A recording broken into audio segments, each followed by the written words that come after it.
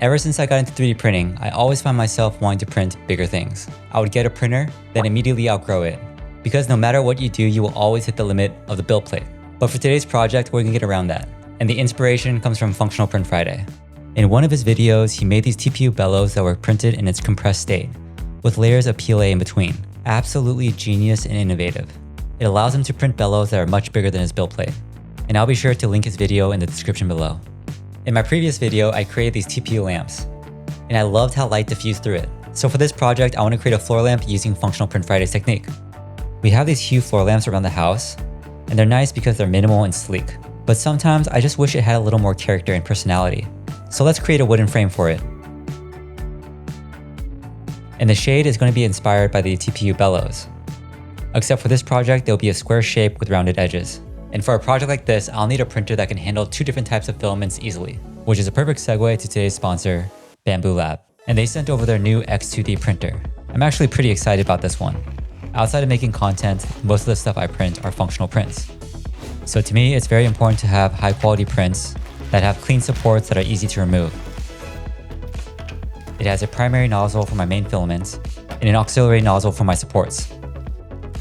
Some other cool features includes 3-stage air filtration, noise level below 50 decibels, an intelligent cool mode and heat mode chamber, and dynamic flow calibration monitoring in real time. And with that said, I think this is the perfect printer for today's job.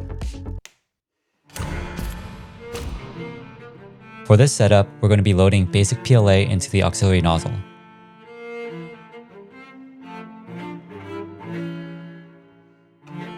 Even though this printer has great filtration, I'm printing this vent to help with the fumes.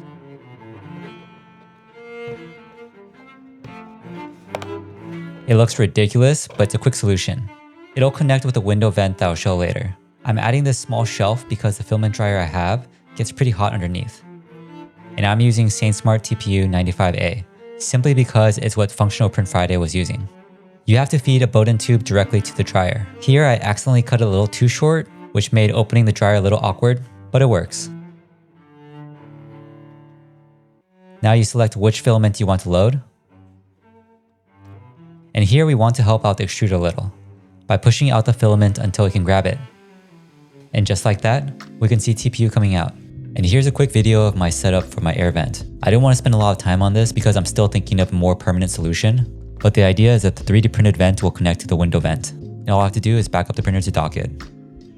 And for this project, I didn't even do a test print of a Benchy. I just went straight into the prototypes. And that's honestly how good printers are nowadays. And for this first prototype, I did 1 layer of TPU and 1 layer of PLA. And as you can see, I am struggling to get the PLA off. I had this idea that I thought was so clever. It was using a heat gun. Because PLA has a lower melting point, I thought it would make it much easier to come off. But it didn't. It was still a really cool prototype though. With this prototype, I was able to see how far each pleat would be able to extend comfortably, and it was about 1 inch to 1.5 inches. I then stumbled across Cloud42's video, and he printed TPU bellows as well, except he had these one printer settings that made a huge difference. And that was changing the bridge angle to be 45 degrees. And the bridge layer is the first layer on top of the support, and having the alternating angles made a huge difference, allowing the supports to come out in one piece. And it's absolutely incredible how strong TPU is. This stuff is almost impossible to tear.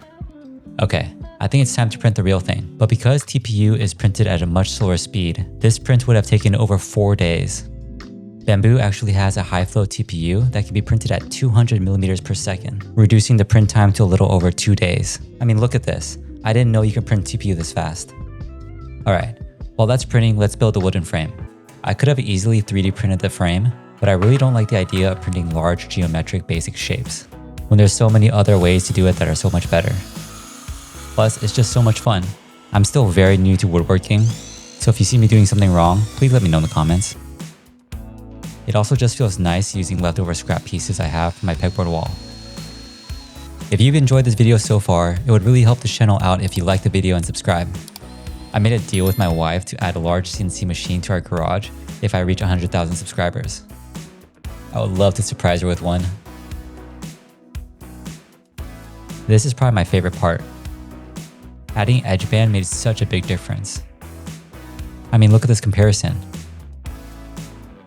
let's see how the print is doing.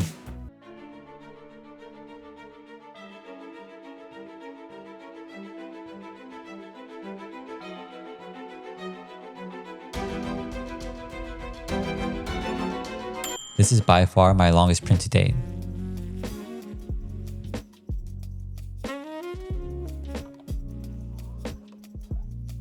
And I still can't believe the first attempt was a success. I was afraid that there would be a lot of stringing, but this wasn't bad at all. I do see some small bubbles even though I dried it for 10 hours, but I don't think it'll be an issue. I also noticed that the corners were warping, so I raised the bed temperature by 10 degrees Celsius. And after that, it was just smooth sailing. But let me tell you, I am not excited about this next part. One thing I did do is I increased the PLA layers to be 2 layers to make it easier to remove. But there's about 50 pleats on the outside and 50 pleats on the inside. Processing 100 pleats took me about 5 hours.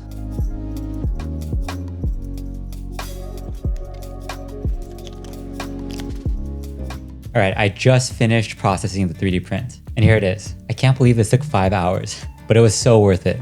I mean, look at this. This is ridiculous. Let me back up real quick.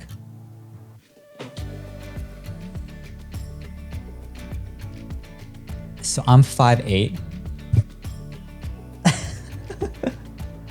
This can go like maybe 6.5 feet. That's insane.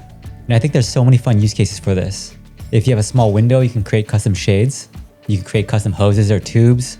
And who knows, you could even create some cosplay or some sleeves. Oh man, this is way too much fun.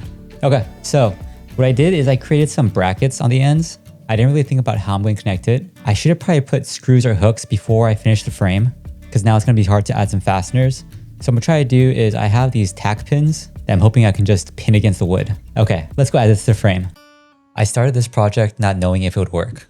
One seam could have a defect and the whole thing could unravel. I guess that's the beauty and demise of experimenting and trying new things. I want to thank Functional Print Friday for continuing to share his projects and learnings.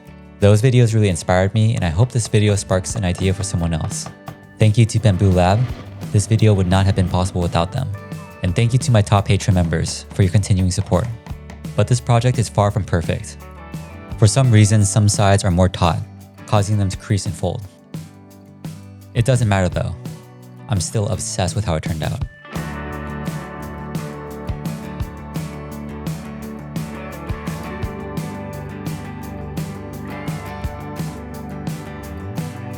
And a huge thank you to you for watching.